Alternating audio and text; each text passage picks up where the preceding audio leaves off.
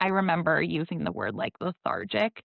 Yeah. Um, and so they brought us to the PICU in Rochester, and in the ambulance, he had a seizure, and I was in the ambulance, yeah. So, but I think it's important, like that's why I wanted to come on now because I'm like all of these moms, and just like me, are listening to this podcast like fresh out of it, and they want to relate. And I was like, Yeah. yeah. So, I this is it. This is how it feels, and it's Yeah. sad. And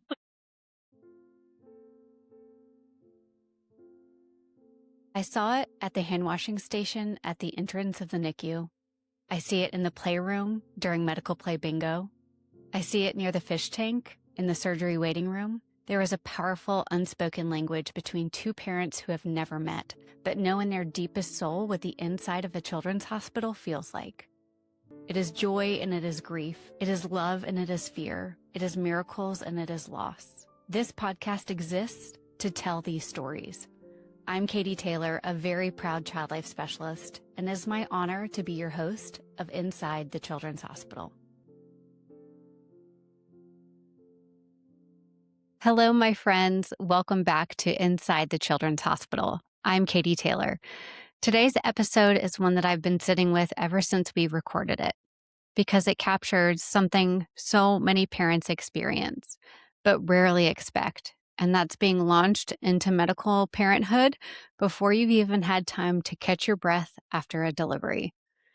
You're going to hear from Sami. She is a mom from Minnesota and her son, Cooper, who is so adorable.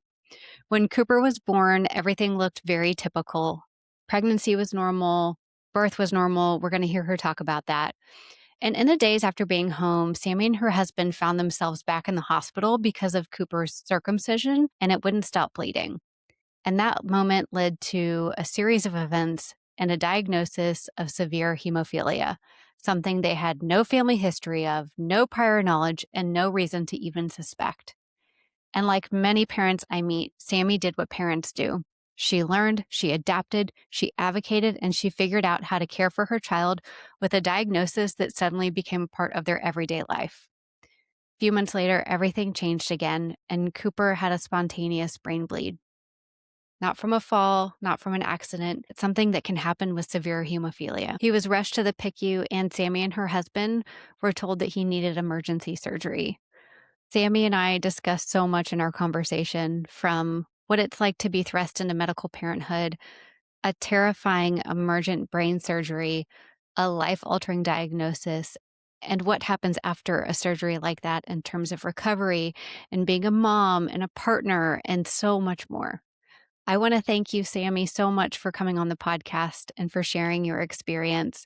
I'm so glad that this podcast was recommended to you by a social worker. And thank you for coming to share and passing it forward so that other parents know they're not alone in the many, many feelings that can happen during a crisis and a new diagnosis like this one. Because of you, other families with hemophilia and beyond are going to feel seen, supported, and heard, and learn how to advocate just like you have. Sami, you're an amazing mom. Okay, let's get started with our conversation. My name is Sami. I am mom to Cooper. He is just turned a year in July. Previously, I was a teacher. I did 4 years of early childhood special education. I did a year in preschool, and then I am in third grade now, but for the time being, staying at home temporarily with Cooper. But yeah, so that's a little bit about me. We're from Minnesota. I married my high school sweetheart. We grew up here in Minnesota in the town that we live in and moved right back after college. So yeah. Amazing. And Cooper is your one and only child right now? Yes.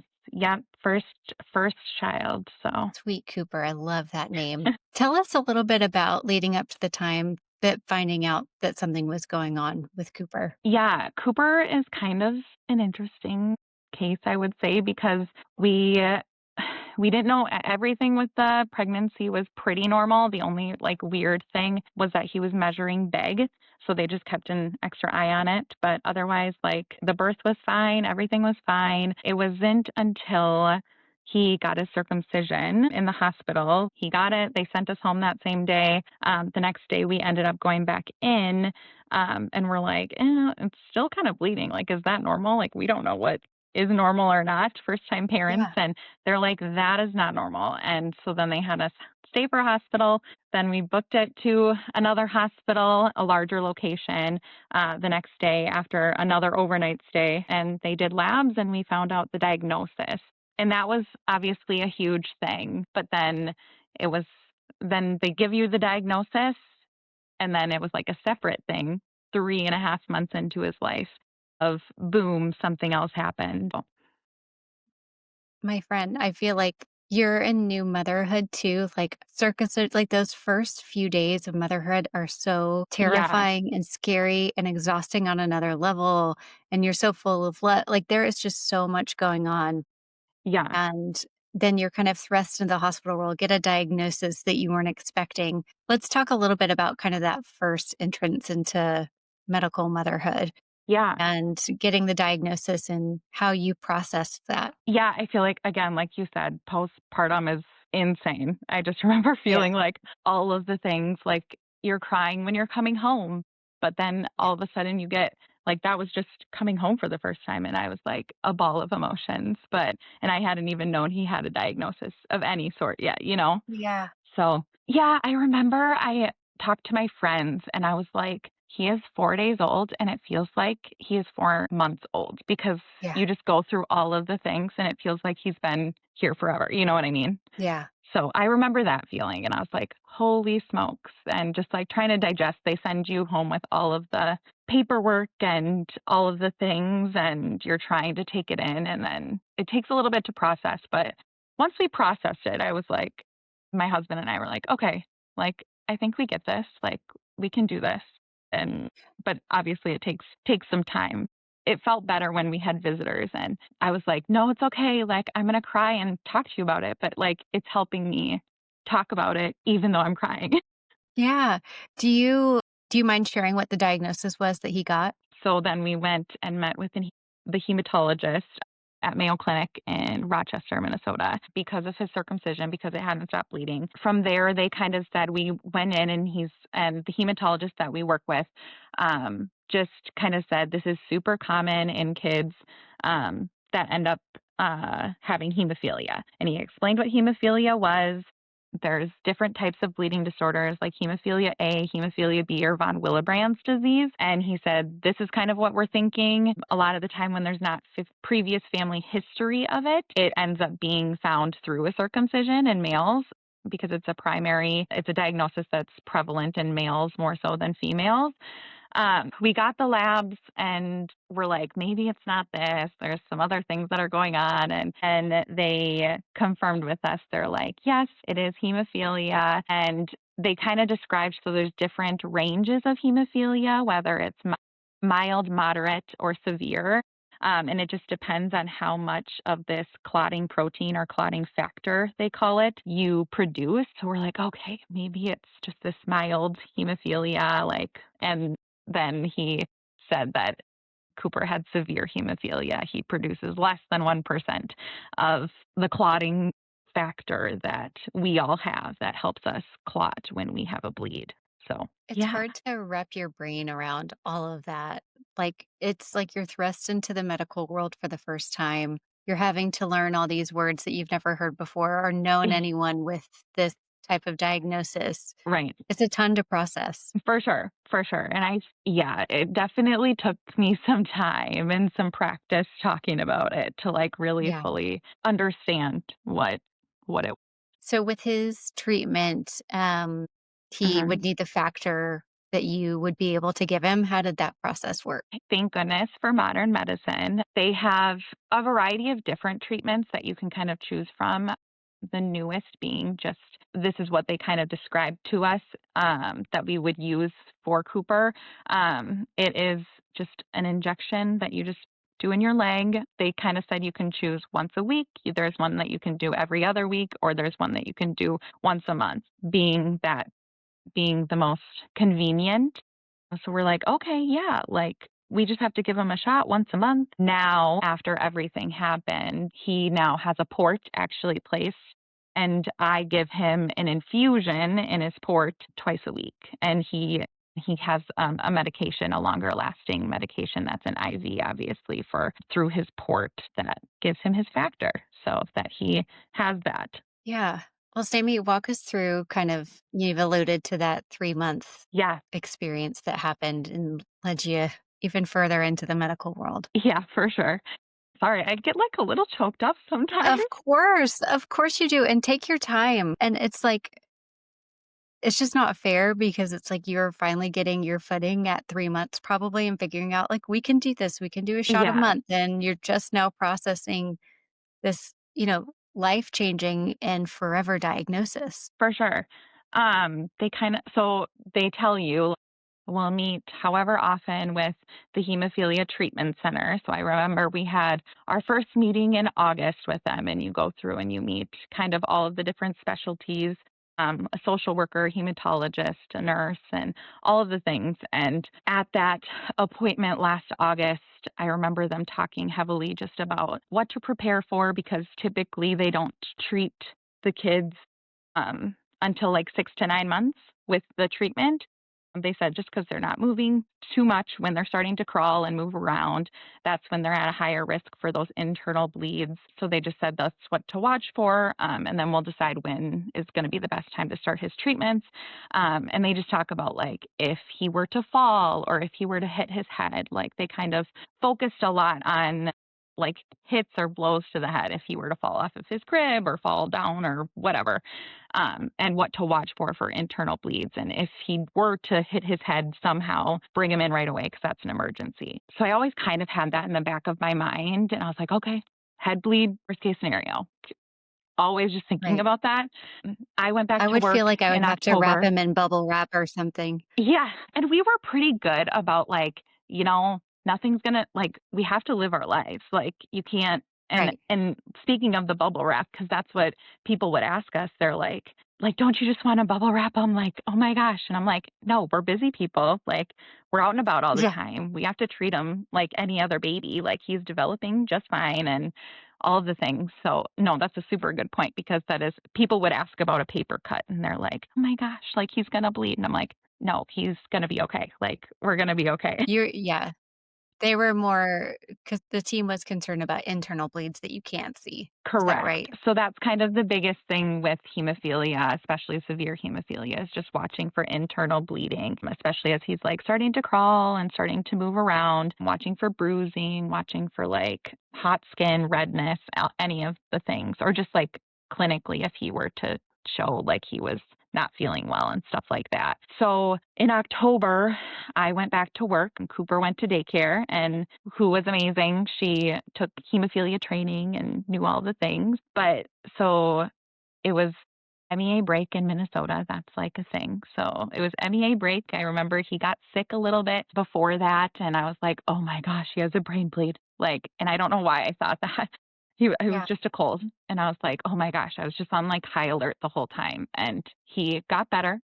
Him and I was off of work and we enjoyed our break together. And I remember we went to the pumpkin patch with a girlfriend and her son, and we were having a great time. And then all of a sudden, the next day, it was on a Sunday, he was just really sleepy. And I was like, what is going on? Like, are you just fighting this cold again? Like, Yeah. you must not have fought it the whole time and just sleepy. And I just remember like he was still eating and diapering though. So that's what they ask Yeah. you because we called. We're like, Yeah. he doesn't seem right. Like he seems a little off. And they're like, well, is he eating? And I'm like, yes. Is he diapering? Yes. So we just kind of monitored. Um, and then overnight, he always got up for like a 3 a.m. feeding and he was not really waking up. And I'm like, something's wrong. So that morning we went in to the ER and they originally thought it was meningitis.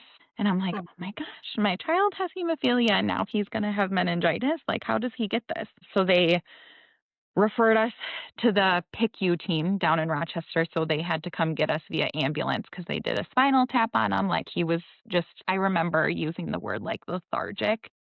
Yeah. And so they brought us to the PICU in Rochester, and in the ambulance, he had a seizure. Were you It's there the with real him and when raw you here. Yeah. And I was in the ambulance, yeah, so but I think it's important, like, that's why I wanted to come on now because 'cause I'm like, all of these moms and just like me are listening to this podcast, like, fresh out of it, and they wanna relate, and I was like, Yeah. "Yeah, so I this is it." This is how it feels, and it's Yeah. sad. Really just, like, bringing you back to the initial, Right. like, the worst moment ever, Sorry. Oh, do not I'm a crier, apologize. and all of my friends and family know I'm a crier. So Well, you're allowed to cry here because this yeah. is really hard. Yeah. Um, anyways, so we get to the PICU, and that led them to do a CT scan because he had a seizure, and they found a large brain bleed, and they told us, and I was like, "How?" Like, that was, like, the hardest part, and Yeah. we're like, "How does this happen?" And I remember the hematologist came to see us, and he's like, with kids with severe hemophilia, there's that 2 to 4% chance that they have a head bleed, half of that chance being from a trauma or like a blow to the head or a fall or whatever. And then he said that 1 to 2% chance is from a spontaneous brain bleed. And they're like, that's what happened to Cooper. And I'm like, he just kind of, there's no rhyme or reason. So, For 8 years, Healthwell, an organization that provides financial support to help families cover the out of pocket costs for critical medications, kept Alicia's family afloat as they learned to navigate the overwhelming costs of chronic illness. When a child is facing a serious medical condition, like Alicia's daughter, families shouldn't have to choose between paying for everyday expenses and getting the life saving treatments their child needs. And that's where Healthwell Foundation steps in. Healthwell provides critical grants to help with things like co-payments, deductibles, health insurance premiums, and so much more. And through their Pediatric Assistance Fund, Healthwell is committed to making sure kids under 18 can access the medications, therapies, medical devices, and even transportation required for their care. Right now, this fund is temporarily paused because resources are limited, but your support can help reopen it. And for families who rely on it, the impact is nothing short of life changing. When Alicia's daughter, Karis, was diagnosed from her first hospital stay, Alicia went to the pharmacy to pick up her medications. She was completely caught off guard by the $600 they had to pay for her daughter's life saving medications. She applied for a grant through Healthwell Foundation, and they became a life preserver after.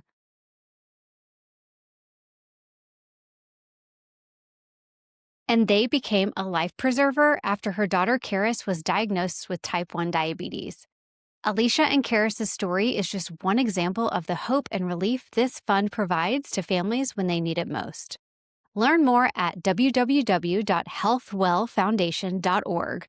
Donate directly to the Pediatric Assistance Fund and help reopen it for the families who are waiting. Together, we can make sure no family has to worry about the financial burden of life-saving medications for their child. It's hard to grapple with that because y it's like the same thing with pregnancy, and then you get a diagnosis. You're like, "I was doing everything right." You're trying to rattle your brain around for for why, and sure. there isn't Yeah. always that explanation. It's Yeah. impossible. Yeah, yeah, so that, I think, was the hardest part right away, and then we're like, "Okay, just brings us back." Like, hemophilia was the primary thing going on here and no controlling it, but it does sound like Cooper kind of paved the way for our severe hemophilia kiddos, in our hemophilia treatment center to start treatment earlier. Wow. So that's a win. Well, so did they have to take him to surgery? Yeah, so it was, I remember my husband, he always says, I think I counted like 15 to 18 people in the room at once, like, at that time, like, because all of a sudden it's just like, you just are in, like, a movie almost, So Yeah. they everybody comes rushing in, he comes back from the CT, like, we found out what had happened, and they're like, "He needs to go to, like, an emergent brain surgery," and we're like, "Okay." Yeah. So How do you even you just have to have total trust in the team at that point. for sure. I remember, um, the neurosurgeon came up to us and he was like, it's probably a moment my husband and I will never forget, but he sat down and he looked at us and he's like, "This, like, I just need you to prepare yourselves because this is life-saving surgery. And we're like, okay. Like, and you just like sick to your stomach, can't eat anything, Oh, even though you've gone all day. Yeah. So we just prepped ourselves, prayed a lot, and waited. was it a long surgery? To be honest, to this day, I still don't know how long that surgery Yeah. was. It felt in the moment, I feel like it felt pretty quick, Yeah. but I'm sure like right now to me it feels pretty quick, but in the moment I'm sure it felt like ever. I remember like we met our family and friends, and not our family and friends, it was just our family. And they waited in the waiting rooms. We waited in the PICU room that we were in, and we just yeah, waited. I was gonna ask you because there's no right or wrong reason or way to do this, but in those moments, you can call family to be there for you. Yeah. Did a social worker or chaplain or anybody come by to check on you guys that you Yeah. remember? Yes, yes. There was a child life specialist that came, and I remember she was very kind, and we ended up obviously working with her a lot, and a social worker as well. And the social worker was with us right in that she must have been the one that was there like when we got there.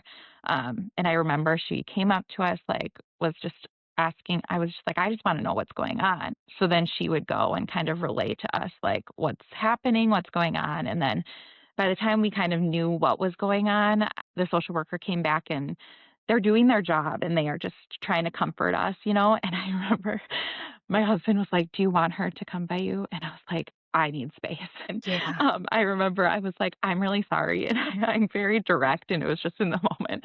And I was like, "I'm very sorry, but like, we just need space right now." And she's like, "Thank you so much for telling me. Like, I'm just here for you guys and whatever you need." And so she was super kind, but I was like, "I'm really sorry, but like, I just need my husband right now." Yeah, it's such a good thing to remember that you can advocate and say those things that you need in the Yeah. moment, and it's not your responsibility to make sure that it's received well. I'm glad it was, Yes. Yes. but I've been in that situation too where you wanna be available for a family, but you also don't wanna intrude, and so you're kind of walking the line. It's like, "What does this family really need?" And I'm so glad you said what you did. Yeah, yeah, yeah. So that was kind of the whirlwind of everything. And I remember just thinking, like, okay, make it through surgery, make it through surgery, like just the Yeah. whole time. And then they're like, we get the text, like they have automated text messages for the procedures. And they were like, the patient is closing. Like, and I'm like, well, okay. I remember Nick and What does that my mean? husband. Yeah, we're like, it's closing. Like, that's a good thing, right? Like, he must be coming back up. Like, and so we just waited, and he came back up, and it was just like a super like big, okay, like big sigh, like, okay, he's back in Yeah, the room. And I remember the neurosurgeon was yeah. like, that was better than we expected. Like the procedure in itself, I think they were just obviously everybody's prepared for worst case scenario. And then we just wait. So then into Oh, recovery, which good. we found out was obviously probably the harder part when we were just like, okay, get through surgery, and then you go through recovery, which is a lot longer than the surgery. It's like choose your heart. It's like every obstacle is so challenging and so hard, and you're like, "How can I get through the next thing?" And you just have to take it moment by moment. Yeah, yeah. What were some of the things that helped you through the recovery process, and can you walk us through what Cooper needed after? Mhm. So, because it was like a brain bleed involving the brain and all the things, they hook him up to an EEG. He came back, they had to remove his bone flap, so he comes back, and it was not a fun sight. He got hooked up to EEG wires. He doesn't have a bone flap, so it's kind of sunken in a little bit. You're like, "Oh my gosh, what am I looking at?" Yeah. Monitoring for seizures, and then he's obviously very sedated, intubated, and then you just travel the road of recovery, which we ended up being in the PICU for. So we came in the end of October, and we got to go home in mid-February. That's a long time. Yeah. Yeah. So I feel like our friends and family are phenomenal. Our community, that chokes me Yeah. up a little bit because our community is also fantastic, especially going back into that moment was big. So we have a lot of great people behind us. Yeah. You're so good. What were some of the ways that they showed up for you that meant a lot. I feel like just the messages were fantastic. Like, even though I wasn't responding to anything, I would update everybody and I just like, I'm seeing the messages. Like they did like t-shirts for Cooper. Ugh. We had lots of visitors. It was kind of insane, but we definitely felt the love. They showed up when you Yeah. needed them. Yeah. So Throughout the process, have you been able to connect with any other hemophilia parents or community members? yeah, it's so hard, especially for like rare disease type things or rare disorders, and especially us just being so early into the process too. I would say I've connected with some just online, and there's been a few in Minnesota. I connected with our hemophilia treatment center, and I was like, I'm making a Facebook page for just people in Minnesota because they have like these Facebook pages for like around the country hemophilia, but that's so much harder. Like, you want to know Yeah. somebody like that's close to you and that can relate a little bit more. So they have events too, that there's a hemophilia foundation for Minnesota and Dakotas that puts on events. We just went to one in August and got to see a bunch of other people that kind of went through everything with hemophilia. And so there's ways, and so I continue to hope to find more of those people. It's difficult too, though, because it's like you just have to have energy even Hmm. to leave your house, right? Like you were saying with Yeah. his trach, you have to take oxygen. So it's like even to get to the grocery store or go somewhere. So planned events Hmm. can sometimes feel like a lot of work. Yeah, yeah, for sure. I feel like it's gotten a lot better. I remember the first time it was still cold out, and I'm like, "Oh my gosh, how do I get all of this stuff out here at once?" Like, you have to bring all of these things, and now I feel like I do it pretty speedy. Like, we go on walks all the time. He went with me to volleyball practice yesterday, so it's just like Okay, all of the wait. things. Tell me about volleyball practice. Are you a player or a coach? I, previously coached. I was like, I cannot take a team this year with the commitment of that, but I help out as much as I can. So we're, like I said, we're just busy people and we always have been. So we were like, Yeah, he's just going to live our busy life with us. I love it. I love it. Definitely nice. I would say it's nice for us to get out versus like Yeah. me being a previously busy person, like being locked down in your house is just not something that we're good at. Yeah. What are some of the things you do to care for yourself? And I'm not talking like bubble baths and all of that Yeah. stuff, but like to like truly nurture and acknowledge the tumultuous path that you've been on in the past year. Mhm. I feel like as much as I can, well, like you said earlier, honestly, nap time is like your sacred time. Like, that is the Yeah. time where you just like mentally almost detach and just like soak in like quiet time, do whatever you need to do. You know what I mean? When people said they got stuff done during nap time, I was like, how? You know, I'm like, I try to get my stuff done before nap time so I can do sometimes nothing, and that's okay. Yeah. Yeah. Um, Also, I feel like sometimes just making sure we get out of the house, that is just like my way of like being okay. Like, okay, we got to go do something, and that helps me a lot. Sometimes it's just going for a walk by myself, or I'm like, I need to go. Like, just knowing your limits, you know what I mean? Yeah. So I feel like there's a variety of things. Summer has been very good to us. Winter is going to be probably a little bit harder. Different story. Yeah. What are some of the things you think have been surprising about this experience? I would say just like the way you go into like your appointment is like you always like the way you mentally prepare in a sense. Like, he went in for an EEG. After we've been home for a few months, he got off of a few more meds, and I'm like, all right, I'm prepared for them to tell us that he's still having seizures. You know what I mean? Yeah. Yeah. Yeah. Yeah. And I don't know if that's surprising, but it's something that like you don't know until you're in it. Yeah, it sounds like almost like an acceptance that there will always be something to prepare for and ask for when you go into these appointments. For sure, for sure. And also it's just like, I don't know, another procedure, another Yeah. whatever. You're just kind of always prepared. What are some of your favorite parts about being Cooper's mom? Yeah, I feel like early intervention is fantastic. It's been super fun just to share kind of how much he's grown. I would say he does some PT and I kind of share his stuff on my social media. And Yeah. every time I see somebody, they're like, oh my gosh, I loved seeing his video. So Yeah. that's been super fun. Yeah. Have And you just being and able to like get out and about more and kind of show them off and like expose people a little bit too. yeah. Because I feel like that's hard. Like, we didn't really talk about it, but he does have a trach and he does have a G tube and he has all the things. He's got a nice scar. So it's just like exposing him and like letting people know like he's still okay. Like he's doing Yeah. okay and it's okay to see people that have a trach or G tubes. Different, not less. Hmm.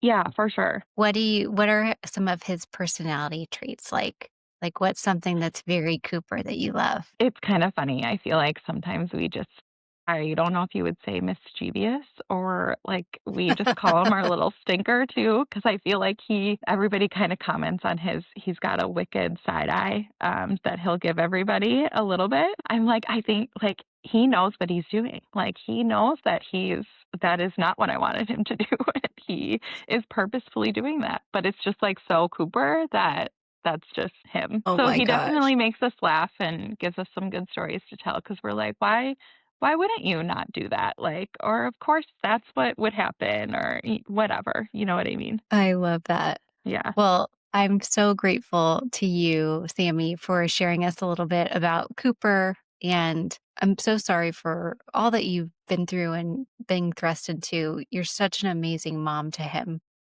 Hmm. and becoming such an incredible advocate. You said you like to share a little bit about videos on social media. Hmm. Do you enjoy doing that? And if you do, where can people follow along and keep up with you? Yeah, I do. I do enjoy doing that. I feel like it's fun.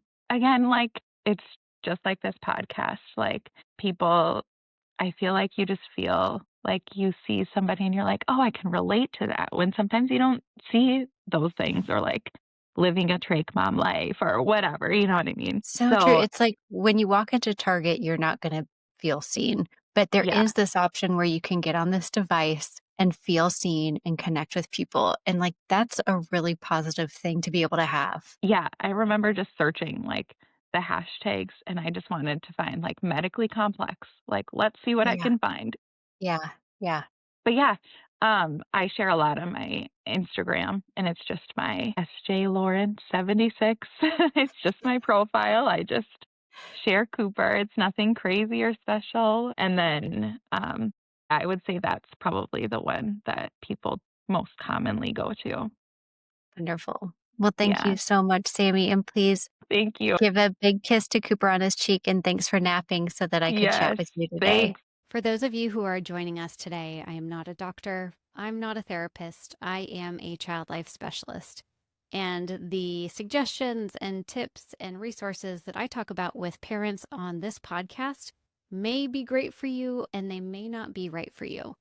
So, the most important person you can talk to about getting support is your care team, your doctor who knows your story and your child's story. So, regardless of maybe what I mention or what other families mention here, we're not licensed therapists, we're not doctors. We're having a conversation about what the parenting journey has been like. So, please keep that in mind as you listen today.